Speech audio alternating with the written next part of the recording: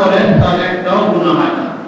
মনে করেন এই দেহের মধ্যে কারো বড় রোগ হচ্ছে, ক্যান্সার, এই ব্যক্তি ক্যান্সারের চিকিৎসা করে নাই, টাকা নাই, গরিব মানুষ, ঘরে পড়ে মারা গেছে, এই জন্য তার এক সপ্তাহের জন্য জাহান্নামের আগুনে জ্বলতে হবে, এরকম কথা কেউ বলছে এই পর্যন্ত?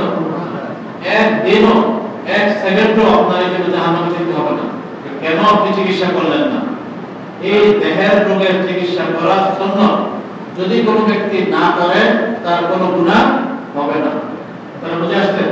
কিন্তু ভিতরে যে আমি যে জিনিসটা রোগ, এই রূহানি রোগের চিকিৎসা করা প্রত্যেকটা মানুষের জন্য ফরজে আইন। তারা বুঝছেন? 5 ওয়াক্ত নামাজ পড়া কি ভাই ফরজ? প্রত্যেকটা মানুষ নিজের এই রূহানি রোগের চিকিৎসা করা ফরজে আইন। এই রূহানি রোগের চিকিৎসা যখন করায় তার আত্মশুদ্ধি হয়ে যায়, এটাকে বলে ইসলাম। এই জন্যই আজকে ইসলামী মজলিস, এটাকে বলে ইসলাম, সুস্থ হওয়া, সংশোধন হওয়া। আর এই ইসলাম যে ব্যক্তির মধ্যে থাকবে না, যে ব্যক্তির রূহ সুস্থ হবে না, অসুস্থ থাকবে, এই ব্যক্তি যদি মসজিদের সভাপতিও হয়, 40 বার হজ করছে, অথবা বাংলাদেশের সবচেয়ে বড় আলেম, অথবা অনেক বড় পীর সাহেব, কিন্তু কি হয় নাই? ইসলাম হয় নাই, এই ব্যক্তি জান্নাতে প্রবেশ করা তো দূরের কথা, জান্নাতের ঘ্রাণও সে পাবে না। কে বলছে? আল্লাহ রাসূল সাল্লাল্লাহু আলাইহি ওয়াসাল্লাম বলেছেন। তারা বুঝে আসছে? এই যে রূহের রোগ আমাদের সকলেরই কম বেশি আছে। রূহানি রোগ যেগুলো আছে, এগুলোর চিকিৎসা করা সকলের জন্য ফরজে আইন। এখন বলতে পারেন যে এই কথা তো আগে শুনি নাই, আপনি শোনেন না, সেটা ভিন্ন কথা, কিন্তু সকলের জন্য ফরজে আইন। আলেম হোক, গায়রে আলেম হোক, শিক্ষিত হোক, অশিক্ষিত হোক, পুরুষ হোক, মহিলা হোক, গ্রামের মানুষ হোক, শহরের মানুষ হোক, ধনী হোক, গরিব হোক, যদি আপনি দুনিয়া থেকে যাওয়ার পরে জান্নাতে যাইতে চান, দুনিয়ায় থাকা অবস্থায় রূহানি রোগের চিকিৎসা করে সমস্ত রূহানি রোগ থেকে কলবটাকে পাক বানায়, কলবটাকে কলবে সালিম বানাইতে হবে, একদম সম্পূর্ণ রোগ মুক্ত হয়ে তারপরে দুনিয়া থেকে যাইতে হবে। তাইলে আল্লাহ পাক তাকে আল্লাহ পাকের মেহমানখানা জান্নাত দিয়ে দিবেন। সুবহানাল্লাহ। আর যদি রূহানি রোগের চিকিৎসা করলো না, বড় মাদ্রাসা শাইখুল হাদিস, শাইখুল কোরআন, অনেক বড় আল্লামা, কিন্তু কি নাই?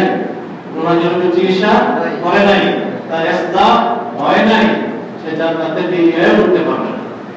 এই জন্য আমাদের আকাবেরিন বুজুর্গান যত আল্লাহওয়ালারা ছিলেন, যত বুজুর্গ দুনিয়া থেকে চলে গেছেন, আপনারা যাদের নাম জানেন, এরকম একজন আল্লাহওয়ালা পাইবেন না যে ব্যক্তি নিজের রূহানি চিকিৎসার জন্য কোনো আল্লাহওয়ালার কাছে যায় নাই, কোনো রূহানি ডাক্তারের কাছে যায় নাই, ঘরে বসে থেকে আমল করছে, আর এইভাবে আমল করে দুনিয়া থেকে চলে গেছে, এরকম একজনও পাইবেন না। বড় বড় আল্লাহওয়ালাদেরকে দেখেন, আপনাদের এখানে একজন আল্লাহ বলেছিল না, হযরত মাওলানা গিয়াসউদ্দিন সাহেব রহমাতুল্লাহ আলাইহি, আপনার নাম শুনেন নাই? হ্যাঁ, বালিয়া বিশ্বহুজুর। তারপরে আপনার আনোয়ার শাহ সাহেব রহমাতুল্লাহ আলাইহি, হাফিজ হুজুর রহমাতুল্লাহ আলাইহি, নাম শুনছেন? শামসুল হক ফরিদপুরি রহমাতুল্লাহ আলাইহি, পীর হুজুর রহমাতুল্লাহ আলাইহি, নাম শুনছেন আপনারা? এই যে যত ওলি আল্লাহ, যত বুজুর্গরা, যত বড় বড় আলেমরা দুনিয়া থেকে চলে গেছে, একজনও পাইবেন না যে ব্যক্তি কারো সাথে ইসলামী সম্পর্ক করে নাই, নিজের রূহানি চিকিৎসা করে নাই, এমনি দুনিয়া থেকে চলে গেছে, একজনও পাইবেন না। কারণ এই রূহানি রোগ এগুলো এত মারাত্মক, এত জটিল, যে ব্যক্তির ভিতরে রূহানি রোগের জীবাণু আছে, সে জান্নাতের এরিয়ায় ঢুকতে পারবে না। দেখেন, আপনাদেরকে বললে বুঝবেন, এই রূহানি রোগ সাধারণত 10 প্রকারের হয়। এর মধ্যে একটা দেখেন, তাকাব্বুর, কিবির, অহংকার, নিজেকে বড় মনে হওয়া, নিজেকে বুদ্ধিমান মনে হওয়া, নিজেকে বড় আলেম মনে হওয়া, নিজেকে বড় যোগ্য মনে হওয়া, অন্যকে নিজের চাইতে তুচ্ছ মনে হওয়া, সকলকে নাথিং মনে করা, তাই কি বুঝে? এই যে দেখেন, এটা যদি কারো মধ্যে থাকে, এটা হলো কিবির, তাকাব্বুর, অহংকার। এই অহংকারের জীবাণু যদি কারো কলবের মধ্যে যারা পরিমাণ থাকে, রাসূলুল্লাহ সাল্লাল্লাহু আলাইহি ওয়াসাল্লাম বলেন, এই ব্যক্তি জান্নাতে প্রবেশ করা তো দূরের কথা, সে জান্নাতে বেরোনো পাবে না। কে বলছে ভাই? রাসূল সাল্লাল্লাহু আলাইহি ওয়াসাল্লাম। এই জন্য আমাদের আকাবিরিন বুজুর্গ আলেম সকলেই নিজেদের রুহানি রোগের চিকিৎসা করেছেন। যে হাফিজ জয়দুর রহমতুল্লাহ আলাইহি ওনার রুহানি ডাক্তার ছিলেন হাকিমুল উম্মাহ মুজাদ্দিদুল মিল্লাহ শাহ আশরাফ আলী থানভী রাদিয়াল্লাহু তাআলা। এত বড় আলেম ছিলেন উনি, এত বড় বুজুর্গ, এত বড় আল্লাহর ওলি। উনি আমাদের হেদায়েতের জন্য ১,৫০০ কিতাব রচনা করে গেছেন। বলেন তো আমরা কি ১,৫০০ কিতাব পড়ে পড়তে পারি? সম্ভব না। কিন্তু উনি লিখে গেছেন। এত বড় আলেম, এত বড় বুজুর্গ, এত বড় আল্লাহর ওলি ছিলেন। ওনার কাছে হাফিজ জয়দুর রহমতুল্লাহ আলাইহি বায়াত হয়েছে। হাফিজ জয়দুর রহমতুল্লাহ আলাইহি ওনার খানকায় এখানে মসজিদে নামাজ পড়াইতেন থানমনে। একদিন হঠাৎ হাকিমুল উম্মাহ থানভী রহমতুল্লাহ আলাইহি ওনার কাজের দিকে খবর পাঠাইলো, যাও মুহাম্মদুল্লাহ হাফিজকে বলো আজকে থেকে সে যেন আর মসজিদে নামাজ না পড়ায়। মসজিদের ইমাম সাহেব এখন হঠাৎ করে ইমামতি শেষ, কেমন না বিষয়টা? বলে অন্য কেউ নামাজ পড়াবে, সে পিছনে সাধারণ মুসল্লি হয়ে নামাজ পড়বে। তো শায়েখের হুকুম, রুহানি ডাক্তার হুকুম দিছে, বাস উনি আর নামাজ পড়ায় না। অন্য একজন নামাজ পড়াইতেছে, উনি পিছনে নামাজ পড়তেছে। একটু শরমের ব্যাপার না? এতদিন এখানে ইমাম ছিল, এখন ওনার ইমামতি নাই, আরেকজনে নামাজ পড়াইতেছে, উনি পিছনে সাধারণ মুসল্লি, এইভাবে নামাজ পড়তেছিল। আবার ওনার শায়েখ খবর পাঠাইলো, যাও মুহাম্মদুল্লাহ হাফিজকে দেয়া বলো শুধু এমনি অন্যের পিছনে নামাজ পড়লে হবে না, নামাজের পরে সে যেন দাঁড়ায়া এই এলান করে যে ভাই আমার ভিতরে অহংকারের জীবন আছে, আপনারা সবাই আমার জন্য দোয়া করবেন, আল্লাহ যেন আমার অহংকার দূর করে দেন। একজন ইমাম সাহেব এত বছর এই মসজিদে নামাজ পড়াইছে, খতিব সাহেব নামাজের পরে যদি সালাম ফিরে মুসল্লিদের সামনে এই কথা বলতে হয়, কি বলেন আমাদের এলাকার ইমাম সাহেব পারবো না? এটা কি সম্ভব? কত লজ্জার বিষয়। কিন্তু উনি একটু দ্বিমত পোষণ করে নাই, বাস বলছেন।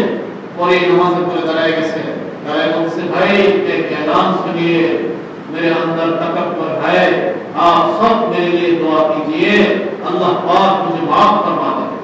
এই কথা বলতেন। এরকম প্রত্যেক নামাজের পর হযরত এলান করতেছিল, মুসল্লিরা তো সবাই অবাক, কি হইল হুজুর, কি বলে এটা?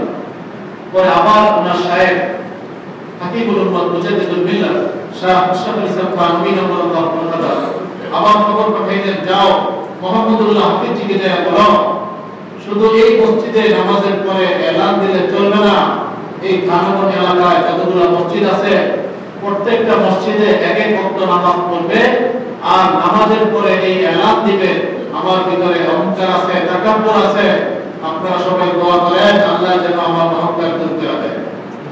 আচ্ছা বলেন, এতদিন না হয় নিজের মসজিদে এলান দিচ্ছে, এখন যখন পাশের মসজিদে ওই মসজিদে এলান দিবে, কত শরমের কথা না?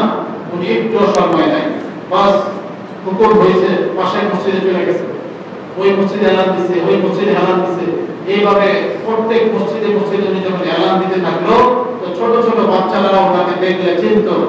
একদিন আসরের সময় এক মসজিদে যাইতেছিল, নামাজের পরে এলান দিবে, ছোট ছোট দুই বাচ্চা একজন আরেকজনকে বলতেছে, ভাই দেখো দেখো तकब्बुर वाला शख्स आया है, अभी नमाज के बाद ऐलान कीजिए मेरे अंदर तकब्बुर है। भाई देखो देखो অহংকার वाला ব্যক্তি আইতাছে, এখনই নামাজের পরে দেখবা এলান করবে আমার ভিতরে অহংকার আছে, তাকাব্বুর আছে, আপনারা সবাই দোয়া করেন যেন আমার অহংকার দূর হয়ে যায়। ছোট ছোট বাচ্চারা যখন এগুলো বলতেছিল, হযরতের কানে আসছে, আর হযরত লজ্জায় শরমে চোখ থেকে পানি পড়তেছে। কিন্তু কি করবে বলেন, শায়েখের হুকুম। এইভাবে কয়েক মসজিদে যখন এলান করা হয়েছে, হঠাৎ আবার ওনার শায়েখ হাকিমুল উম্মাহ থানভী রাহমাতুল্লাহ আলাইহি তাদেরকে খবর পাঠাইলো, যাও মুহাম্মদুল্লাহ হাফিজ হুজুরকে দেয়া বলো আজকে থেকে আবার যেন সে ইমামতি শুরু করে দেয়। উনি পরদিন থেকে আবার নামাজ পড়া শুরু করে দিল। এখন থানভী রাহমাতুল্লাহ আলাইহি ওনাকে ডেকে দিছে, ওনার রুমে ডেকে দিছে, নিয়ে বলতেছে, মুহাম্মদুল্লাহ হাফিজি, তোমাকে আমি এত বড় একটা শাস্তি দিলাম, এত লজ্জাজনক একটা শাস্তি দিলাম, তুমি তো আমাকে একবারও এই কথা জিজ্ঞাসা করলা না যে হযরত আমার কি এমন দোষ, কেন আমাকে এরকম অপমানজনক শাস্তি দিচ্ছেন? তুমি তো একবার আমাকে কথা জিজ্ঞাসা করতে পারতা। তখন উনি এক কাজী উত্তর দিছিল, ভাই এটাই খেয়াল করে শোনার কথা, খুব খেয়াল করে শুনেন। খুব বোঝেন বিষয়টা। উনি উত্তর দিচ্ছে, হযরত আপ তো হাকিমুল উম্মত হ্যায় আর মাই তো মরিজুল উম্মত। হযরত আপনি তো উম্মতের একজন বড় ডাক্তার, আমি তো একজন সাধারণ রোগী। একজন রোগীর কি ক্ষমতা আছে সে ডাক্তারকে এই প্রশ্ন করবে যে ডাক্তার সাহেব আমাকে এই তিতা সিরাপটা কেন দিলেন? রোগী জিজ্ঞেস করবে না। এই কথা শুনে না হাকিমুল উম্মত মুজাদ্দিদুল মিল্লাত শাহ আশরাফুল ইসলাম তাওফিক রাহিমাহুল্লাহ কথা হযরতুল্লাহ চোখ থেকে পানি এসেছে। হযরত কান্না করে দিয়েছে আর বলতেছে যে মুহাম্মদুল্লাহ, বাংলার জমিনে আমি যতজনকে খেলাফত দিছি আমার সমস্ত খোলাফতের কলবের উপরে আমি একটা মুরাকাবা করছিলাম। মুরাকাবা করে আমি দেখলাম তোমার কলবটা সমস্ত খোলাফতের কলবের চাইতে নুরানি বেশি। তবে আমার কলবের এক কোণার মধ্যে একটু কালো দাগ লেগে রয়েছে। আমার মনে হইল এটা অহংকারের তাকাব্বুরের কারণে এই দাগটা লেগে রয়েছে। আমার মনে চাইলো তোমার কলবের মধ্যে এই দাগটুকু না থাকো, এই জন্য আমি তোমাকে দিয়া এই অপমানজনক কাজ করাইছি, শাস্তি দিছি। আলহামদুলিল্লাহ, গত রাতে যখন আমি আবার তোমার কলবের উপরে মুরাকাবা করলাম, আমি দেখলাম তোমার পুরো কলবটাই নুরানি নুরানি হয়ে গেছে। সুবহানাল্লাহ। ভাই দেখেন আমাদের এলাকাতে এই বুজুর্গরা যে এমনি কি আপনি বুজুর্গরা সবাই এক নামে চিনেন? ছোট ছোট বাচ্চাদেরকে বললাম আপনি জুজুর রহমতুল্লাহ আলাইহি বলে, আরে ভাই উনি তো কত বড় আল্লাহর ওলি। এই যে আমরা ছোটবেলা থেকে অনেক আছে দেখেই যাই সেনা অনেকে, কিন্তু নাম শুনলে আপনি জুজুর কথা এমনি দিলটা শ্রদ্ধায় ঝুঁকে আসে। জুজুর কথা বলতেছে, এই যে এত সম্মান ইজ্জত আল্লাহ পাক ওনাকে দিয়েছে। এমনি এই যে সমস্ত বড়রা যারাই এরকম যে সমস্ত আল্লাহর ওলিদের নাম আমরা শুনছি, আমাদের মত এলাকায় আশেপাশে যারা আল্লাহর ওলিরা ছিলেন আপনারা যাই খবর নেন, সকলেই নিজের রুহানি চিকিৎসার জন্য কোনো না কোনো আল্লাহর কাছে গেছে, কারো না কারোর সাথে ইসলাহি তাআল্লুক করছে, নিজের কলবে নিজের রুহানি সমস্ত রোগ দূর করার জন্য ফিকির করতে চেষ্টা করছে। যারা সাধারণ মানুষ তাদেরও ইস্তেগফার করতে হবে, যারা উলামায়ে কেরাম তাদেরও ইস্তেগফার করতে হবে। এখন অনেকে আছে যারা বিশেষ করে আলেম হয়ে যায়, এর মধ্যে অনেকেই আছে চিন্তা করে আমি তো আলেম, আমি তো সব জানি, আমি আমার আরেকজনের হাতে হাত দিয়ে ইসলাহি তাআল্লুক করতে উঠি, আমি তো কিতাব পড়ে পড়ে আমল করে চলে যাব, কি করে এটা কি সম্ভব? রোগের যে রোগ সাধারণভাবে দেখেন, দেহের কোনো রোগ হলে কেউ মনে করে শিক্ষিত, সে মাস্টার্স কমপ্লিট করছে, বড় শিক্ষিত মানুষ, তার হার্ট ব্লক হয়ে গেছে অথবা বিভিন্ন রোগ ধরা পড়ছে, মেরুদণ্ডের আটি ক্ষয় হয়ে গেছে। এখন এই রোগটা ডাক্তারি যে সমস্ত বই পুস্তক আছে এগুলো কিনে আনে না, ওগুলো কইরা কইরা ওগুলো দেখা দেখে সে চিকিৎসা করবে না কোন ডাক্তারের কাছে যাবে বলেন তো? অথচ এই দেহের রোগের চিকিৎসা সুন্নাত, কিন্তু রুহানি রোগের চিকিৎসা ফরজে আইন, সেটা কিভাবে আপনি কিতাব থেকে করতে পারেন? এর জন্য অবশ্যই কোনো না কোনো আল্লাহ ওয়ালা কোনো না কোনো রুহানি ডাক্তারের নিকটে যেতে হবে। এখন অনেকে রুহানি ডাক্তার এটাই বুঝতে চায় না, যারা সাধারণ মানুষ তো রুহানি ডাক্তার আবার সারা জীবন দেখাইছি হাসপাতালে ডাক্তাররা থাকে, তারা গেলে ইনজেকশন দেয়, প্রেসার মাপে, তারপরে স্যালাইন খাওয়া দেয়। আপনি আবার কোন ডাক্তারের কথা বলতেছেন? এই যে আমরা যে ডাক্তার দেখতেছি এরা মানুষের ডাক্তার না, এরা সকলেই মানব দেহের ডাক্তার। তো এই মানব দেহের ডাক্তার আপনার আমার দেহের ডাক্তার না, মানুষ ওনাদের সাবজেক্টই না। জান্নাতে যাবে দেহ না মানুষ, বলেন তো? প্রত্যেকটা মানুষ। এই জন্য মানুষ যেটা আমি আমি যেটা রোগ এটার ফিকির করা, এটার চিন্তা করা, এটা আপনাদের বুঝে আসছে ভাই? যদি বুঝে আসে তাহলে সামনে যাবো, এরিয়া থেকে বারবার বলে বলতেছি। এই জন্য অনেকে বোঝেই না যে রুহানি চিকিৎসা আমাদের এই যে রুহিল সুন্নাহ হযরত মাওলানা শাহ আবরার মাকসাদ রহমাতুল্লাহ আলাইহি, ওনার বাড়ির মাদ্রাসার কারি ছাত্র, উনি একবার ভীষণ অসুস্থতার কারণে মুম্বাই হসপিটালে ভর্তি। এখন ওনার অপারেশন হবে, ডাক্তাররা বলছে আপনার এই অপারেশন হইলে আপনি মরতেও পারেন বাঁচতেও পারেন, বলা যায় না, হয়তো মরেও যেতে পারেন। তো আপনি এক কাজ করেন, এই করোনা সিগনেচার করেন, যদি আপনি মারা যান এই হাসপাতালের কর্তৃপক্ষ দায়ী না। তো উনি সিগনেচার করছেন, ডাক্তাররা বলছে আপনার একজন মুরব্বীর নাম লেখেন। তো উনি লিখে দিচ্ছে মুফতি আবরার হক। এখন ডাক্তার সাহেব জিজ্ঞাসা করলো, আচ্ছা আপনি যে নাম লেখলেন ওনার সাথে আপনার কি সম্পর্ক, আপনার কি হয়, চাচা হয় না দাদা হয়? না না উনি আমার রুহানি ডাক্তার। তো এই কথা শুনে ডাক্তার সাহেব কি বলেন, রুহানি ডাক্তার? আমাদের এই হসপিটাল, মুম্বাই হসপিটাল কত বড় হসপিটাল, সারা বিশ্বের মানুষ চিকিৎসার জন্য এখানে আসে। এখানে তো রোগ বিশেষজ্ঞ কোনো ডাক্তার নাই, আপনারা তো রুহানি ডাক্তার এলাকা থেকে। তখন উনি বললো, ভাই দেখেন, আপনাদের এখানে আসলে যে সমস্ত রোগ ধরা পড়ে, আমার রুহানি ডাক্তারের কাছে গেলে ওই রোগ ধরা পড়ে। এখন এটা শুনে তো ডাক্তার সাহেব আরো অবাক হয়ে গেছে, কি বলেন না, আমাদের এখানে ধরা পড়ে না, আপনি কি মাথা নষ্ট হয়ে গেল নাকি অসুস্থতার কারণে? তখন উনি বললো, ভাই দেখেন, আপনার এই হসপিটালে যারা বড় বড় ডাক্তার আছে তাদেরকে ডেকে আনেন, আমি বিষয়টা খুলে বলি আপনাদের। যারা ওই অবস্থা ছিল, অনেক ডাক্তারকে ডেকে আনছে, সবাই বসে। উনি বলতেছিল, আপনাদের এই হসপিটালে যত অত্যাধুনিক মেশিন আছে, সমস্ত মেশিনে যাচাই বাছাই করে যে রোগ ধরা না পড়ে, আমার রুহানি ডাক্তারের কাছে গেলে সেই রোগ ধরা পড়ে না। বুঝে আসছে? এখন সব ডাক্তাররা বলতেছে কি, এই লোক তো অসুস্থতার কারণে মনে পাগল হয়ে গেছে, কি বলতেছে সে? তখন সে বলতেছে, আচ্ছা আপনারা সমস্ত ডাক্তাররা একটা কথা বলেন তো, কোন লোক আপনাদের এখানে আসলে সমস্ত মেশিনে যাচাই বাছাই করে, এক্সরে করে, আল্ট্রাসাউন্ড করে, এনজিওগ্রাম করে, সমস্ত ভাবে যাচাই বাছাই করে বলতে পারবেন একটা লোকের তার দিলের ভিতরে কি পরিমাণ অহংকারের জীবাণু আছে? ও এটা তো বলা সম্ভব না। আচ্ছা বলতে পারবেন একটা লোকের ভিতরে কি পরিমাণ হিংসা, হাসাদ, পরশ্রী কাতরতা আছে? না, এটা তো বলা যাবে না। আচ্ছা বলতে পারবেন একটা লোকের মধ্যে কি পরিমাণ দুনিয়ার প্রতি লোভ, লালসা? না, এটা তো বলা যাবে না। এইভাবে একটা একটা করে রোগাদি লোক অনেকগুলো বলছে, ডাক্তাররা অবাক হয়ে গেছে, না এগুলো তো আমরা করতে পারবো না। আমার বন্ধুদের নিকটে গেলে, আমার রুহানি ডাক্তারের কাছে গেলে, ওনার চোখটা একটা এক্সরে মেশিন দেখার সাথে সাথে বলে দিতে পারে এই লোকের ভিতরে কি কি কুঅভ্যাস, কি কি রুহানি রোগ তার ভিতরে মজুদ আছে, ধরা পড়ে যায়। ওনার বলে, ভাই এটা আমরা জানি না। দেখেন বিষয়টা, আমরা যারাই এখানে উপস্থিত আছি সকলেরই কম বেশি রুহানি রোগ আমাদের সকলেরই আছে। এর মধ্যে একটা রোগ আমি যেটা বলছি একটু আগে, অহংকার, তাকাব্বুর, এটা নাই এরকম রোগ পাওয়া যাচ্ছে সকলের ভিতরে কম বেশি তাকাব্বুরের বিরোধ আছে। এবং তার ভিতরে কতটুকু আছে এটা কেমনে বুঝবো? এটা বোঝার জন্য সহজ আলামত ছিল আমাদের শেখুল হাদিস হযরত মাওলানা শাহ জাকারিয়া সাহেব রাহমাতুল্লাহ আলাইহি, যিনি ফাযাইলে আমল কিতাবটা লিখেছেন। হযরত ওয়ালা কিতাবের মধ্যে লেখেন, যেই ব্যক্তি নিজেকে যত বেশি দেশ আর ভালো মনে করবে, বুঝতে হবে তার ভিতরে তত বেশি অহংকার, তাকাব্বুরের জীবাণু আছে।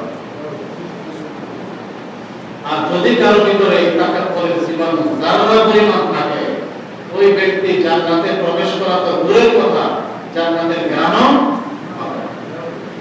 এখন বিষয় হলো, এই যে তাকাব্বুরের জীবাণু, এটা দূর করা দরকার আছে না নাই?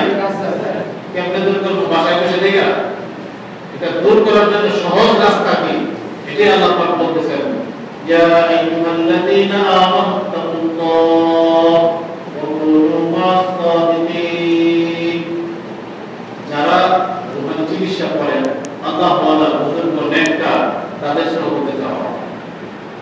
তাদের সহবতে গেলে, তাদের সাথে স্থায়ী তাআল্লুক রাখলে, আপনি যখন আপনার নিজের অবস্থাটা খুলে বলবেন, হুজুর আমার তো এই গুনাহ করতে মনে চায়, এই পাপ করতে মনে চায়, এই কুখাস্ততা আমার ভিতরে আছে, তো সে আপনাকে কিছু আমলের কথা বলবে। ভাই সকালে 100 বার লা ইলাহা ইল্লাল্লাহ বলেন, বিকালে 100 বার লা ইলাহা ইল্লাল্লাহ বলেন, 100 বার আপনি ইস্তিগফার করেন, এই আমলগুলো আপনাকে দিবে। এগুলো যখন আপনি আয়সা করতে থাকবেন তো দেখা যাবে আস্তে আস্তে আস্তে আস্তে সমস্ত কুঅভ্যাস দূর হয়ে যাবে। এইভাবে রুহানি রোগ যেগুলো আস্তে আস্তে আস্তে একটা করে একটা দূর হতে থাকবে। এক সময় পুরো কলমটা করবে সেলিম হয়ে যাবে, পরিষ্কার হয়ে যাবে, পাকসার হয়ে যাবে। এখন যদি মনে করেন আমি মসজিদের সভাপতি হয়ে গেছি, আমি অমুক মাদ্রাসার কোনো আলেম হয়ে গেছি, আমি তো চল্লিশ বা হসপিটালে বসছি, এই কারণে কি আপনাদের জান্নাত দিয়ে দেবে? জান্নাতের এরিয়ায় ঘুরতে গেলে একটা জিনিস লাগবে, সেটা হলো ইসলাম। কি আপনি বলেন? ইসলাম। আর এটা তখনই হবে যখন সমস্ত রোগাণু রোগ দূর হবে। এই দেহের রোগের চিকিৎসা করা সকলের জন্য সুন্নাত, আর রোগাণু রোগের চিকিৎসা করা সকলের জন্য ফরজে আইন। ফরজে কিফায়া না, ফরজে আইন। যদি না করি তাহলে লোকের শত্রু হয়ে গেলাম, আমার ঠিকানা হবে জাহান্নাম। আর যদি মনে চায় জান্নাতে যাইতে, যে কোনো একজন হক্কানি আল্লাহ ওয়ালা বুজুর্গ, তার সাথে আমি ইসলাহি তাআল্লুক করি, তার সাথে আমি বায়াত হই তার কাছে, তার থেকে আমি সবক নিয়ে সেই অনুযায়ী আমল করতে থাকি, তো আস্তে আস্তে আস্তে আস্তে সমস্ত রোগাদি রোগ দূর হয়ে যাবে। অনেকে আছে 70 বছর হয়ে গেছে, 60 বছর হয়ে গেছে, এখনো গুনাহ থেকে বাঁচতে পারে না। এর কারণ কি? কারণ হলো রোগটা অসুস্থ। আপনারা দেখেন, কোন বাচ্চা যখন অসুস্থ হয়, জ্বর হয়, তার মা পায়েস খাইতে দিচ্ছে, তো পায়েস খাইতে দিলে 1 চামচ খায় খায়, তো মা আর খাবো না, আরে বাবা খা, তুই না পায়েস পছন্দ করো? না মা, এটা তিতা লাগে। কি লাগে? তিতা লাগে। আসলে কি পায়েস তিতা? তিতা লাগে কেন? তার শরীরে জ্বর আসছে, যার কারণে জিভ বয়া জ্বর এসে গেছে। মিষ্টি জিনিস এখন কি লাগে? তিতা লাগে। আবার যখন ডাক্তারের নিকটে যায়, ট্যাবলেট খাওয়ায়, নাপা সিরাপ খাওয়ায়, সুস্থ হয়, পরে যখন বাটি দিয়ে পায়েস দেয়, তো পায়েস খাইয়া পরে কয় আম্মু আরেক বাটি আছে, আরো চাই। কারণ কি বলেন তো? এখন সে কি হয়েছে? সুস্থ হয়েছে। এই যে এই দেহের ভিতরে আপনি আর আমি যে আছি, আমরাও রোগের কারণে অসুস্থ হয়ে যাই।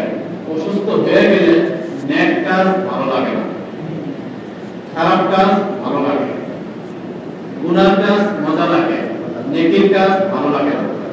মনে করেন এই যে এখানে ইসলামী মজলিস হচ্ছে, এটা নেক কাজ না গুনার কাজ? যত সময় আমরা মসজিদে আসি, কোনো আমল করতে যদি নাও পারি, গুনাহ তো করা হয়ে গেছে। মসজিদে ইতিকাফের নিয়তে বসে থাকলে যেই সময়টুকু থাকবো, আমার আমল নামায় ইতিকাফের সওয়াব লেখা হবে। নেকি হইতেছে। তো এই নেকির কাজটা যাদের ভালো লাগে না, তারাই তো আসে নাই। এর মানে কি? মানে হলো সে অসুস্থ। কি অসুস্থ? কোনো মানুষ যখন সুস্থ হয়, তখন তার নেক কাজ ভালো লাগে। কারণ হলো যত নেকির কাজ আছে সব হলো এই রূহের খোরাক। দেহের খোরাক তো হলো ভাত, মাছ, রোস্ট, পোলাও, কোরমা, বিরিয়ানি, পরোটা, গ্রিল, নাকি বলেন? এগুলো হলো দেহের খাবার। দেহটা আল্লাহ পাক মাটি দিয়ে বানাইছে, এর খাবারও কিসের? মাটি। এই যে সুস্বাদু ফল ফ্রুট, বিভিন্ন প্রকারের খাবার আমরা খাই, এগুলো সব মাটি। এগুলো কি ভাই? মাটি। আপনাদের কোনো বিশেষ হয় না? আজকে গিয়ে রোস্ট, পোলাও পাকায়া মাটিতে গর্ত করে রেখে দেয়, 1 সপ্তাহ পরে খেয়ে দেখবেন সব কি হয়ে গেছে? মাটি। এই মাটির দেহের খাবারও কিসের? মাটি। কিন্তু এর ভিতরে যে আমি আপনি মাটির না, এর খাবারও মাটির না। আমি আপনি যেটা রোগ, এটা ঊর্ধ্ব জগৎ থেকে আসছে, এটা দুরানি, এটার খাবার মাটির না। তাহলে এটার খাবার কি? এটার খাবার হলো সমস্ত প্রকারের নেক আমল।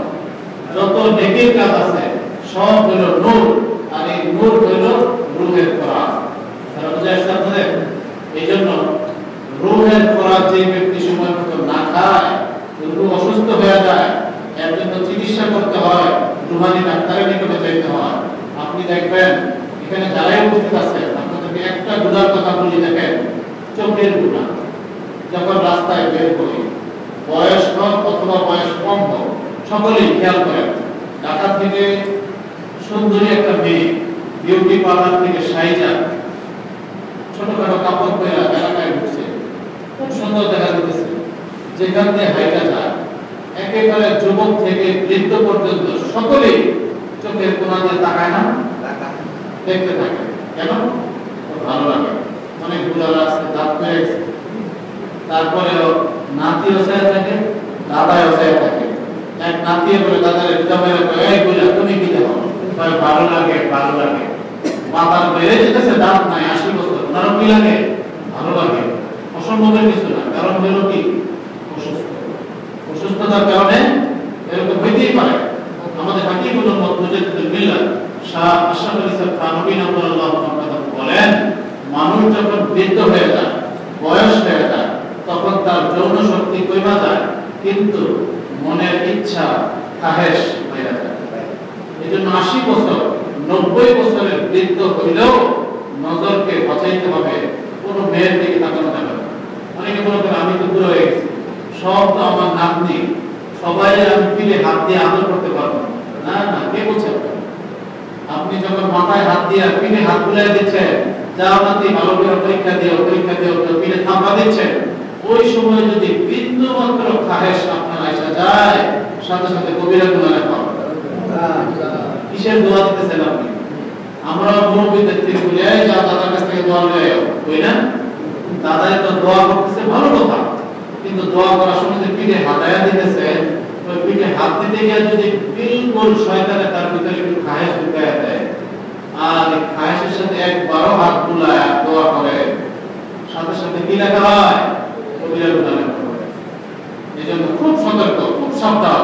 এই যে গুনার কাজ যখনই ভালো লাগবে বুঝতে হবে আমার গুনাহী রোগ আছে, রোগের কারণে গুনাহ ভালো লাগে।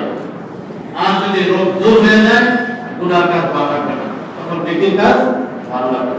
এই জন্য দেখেন আমাদের সমাজে, এলাকায় যত লোক এরকম আছে, নামাজ পড়ে না, রোজা রাখে না, মদ খায়, নেশা করে, মেয়েদেরকে দেখলে ইফতিজিং করে, গুনার কাজ করে, আল্লাহ পাকের নাফরমানি করে, এরকম লোক আছে না?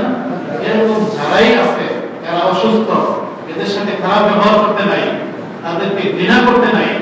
যারা অসুস্থ, যারা গুনাহগার ব্যক্তি, এদেরকে ঘৃণার নজরে দেখা হারাম। আপনি যদি ঘৃণা করেন আপনার কবিরা গুনাহ হবে। হ্যাঁ, গুনাহটাকে অবশ্যই ঘৃণা করব, তবে গুনাহগার ব্যক্তিকে ঘৃণার নজরে দেখা যাবে না। কারণ যে ব্যক্তি আজকে গুনাহ করতেছে, সে অসুস্থ হওয়ার কারণে কি করতেছে? গুনাহ করতেছে। তার রূহানি রোগের চিকিৎসা হইলে, কোন আল্লাহওয়ালার কাছে গেলে, আল্লাহ পাক তার ভিতরে এমন ইসলাম দিয়ে দিবে, কলবের মধ্যে আল্লাহ পাকের ইশক ও মহব্বতের আগুন লাগায় দিবে, সে আল্লাহর ওলি হয়ে সেখান থেকে ফিরে আসবে। অনেক লোক আছে না, আগে খারাপ ছিল, উল্টা পাল্টা চলতো, এখন আল্লাহওয়ালা হয়ে গেছে। কি বলেন? এই যে আমার আগে যে হুজুর বয়ান করছে, আগে একজন হুজুর বয়ান করছে না, উনি আপনাদেরকে একটা ঘটনা কিন্তু শোনায় গেছে। বিশরে হাফি, এই লোকটা এত বেশি নেশা করতো, মদ খাইতো সারাদিন, রাতের বেলা মেয়েদেরকে নিয়ে নাইট ক্লাবে ফুর্তি করতো। তাহলে কেমন বাজে ছিল বলেন? কিন্তু দেখেন, যারা গুনাহ করে তাদেরকে একদম ঘৃণা করতে নাই, খুব খেয়াল করেন। গুনাহগার মানুষ যে কোনো মুহূর্তে আল্লাহর ওলি হতে পারে, এবং অনেক মুহূর্তে আল্লাহর ওলি হয়ে যায় তারা। এই জন্য কোনো গুনাহগার ব্যক্তিকে ঘৃণার নজরে দেখতে নাই। এই যে বিশরে হাফি, বিশের গুনার নাম হাফি, এটা হলো খালি পায়ে চলতে হয়, তার উপাধি। এই লোকটা দুপুরবেলা একবার বাইরে মদ খাওয়ার জন্য নাইট ক্লাবের দিকে যাচ্ছে, রাস্তায় দেখে একটা আরবি কাগজের টুকরা পড়ে আছে। এটা দেখা মুসলমান তো আরবি কাগজ নিচে পড়ে রয়েছে, তাড়াতাড়ি উঠাইছে, উঠায় দেখে এটার মধ্যে লেখা বিসমিল্লাহির রহমানির রহিম। সাথে সাথে বলছে, আরে আমার আল্লাহর নাম লেখা এই কাগজে, আর এই কাগজটা মাটিতে পড়ে থাকবে, এটা হইতে পারে না। তাড়াতাড়ি উঠাইছে, কাপড়ে মুছছে, পরিষ্কার করছে, তারপরে বাসায় নিয়ে যত্ন করে ওয়াটারের উপরে রেখে দিয়েছে। একটু সামান্য ভালো কাজ করছে। দেখেন আল্লাহ পাক এত খুশি হয়েছে, এত খুশি হয়েছে, আল্লাহ পাক ওই মুহূর্তেই সিদ্ধান্ত নিয়েছে যে আমি তার নাম ওলিদের খাতায় উঠাই দেব। সুবহানাল্লাহ। ওই দিন রাতেই পাশের এলাকায় এক বিখ্যাত বুজুর্গ আল্লাহর ওলি, তাকে আল্লাহ পাক স্বপ্ন দেখাইছে, আরে মিয়া যাও, তোমার পাশের এলাকায় বিশির নামে এক ব্যক্তি আছে, তাকে যে সুসংবাদ শোনাও, আমি তার নাম ওলির খাতায় উঠাই দেব। সুবহানাল্লাহ। উনি পরের দিন উঠা বলতেছে, বিশির এটা আবার কে? দৌড়ে পাশের এলাকায় গেছে, বলতেছে, ভাই আপনাদের এলাকায় বিশির নামে কোন ব্যক্তি আছে? বলতেছে, হ্যাঁ একটা লোক তো আছে, সে তো এখন নাইট ক্লাবে আছে। নাইট ক্লাবের ঠিকানা নিয়ে দৌড়ে নাইট ক্লাবে গেছে। নাইট ক্লাবে যে দারোয়ানকে জিজ্ঞাসা করতেছে, ভাই এখানে ভিতরে বিশির নামে কেউ আছে? উনি বলতেছে, হ্যাঁ বিশির নামে এক ব্যক্তি আছে, সে তো সারা রাত মদ খাইছে, মেয়েদেরকে নিয়ে ফুর্তি করছে, এখন তো মাথা হয়ে পড়ে আছে, আপনি তাকে কি দরকার? বলতেছে, আরে ভাই তাকে ডাকো, আমার তো তাকে দরকার। তাকে ধরে নিয়ে আসছে, এত মাথা ঘুরে যেতেছে, এত মদ খাইছে। যখন হযরতের সামনে এসে দাঁড়া করায় দিয়েছে, আর একজন আল্লাহর চেহারা দেখছে, এমনি কাঁপাতে শুরু করে দিয়েছে। পরে হযরত বলতেছে, আরে মিয়া তুমি এখনো এই নাটকের ভিতরে পড়ে আছো?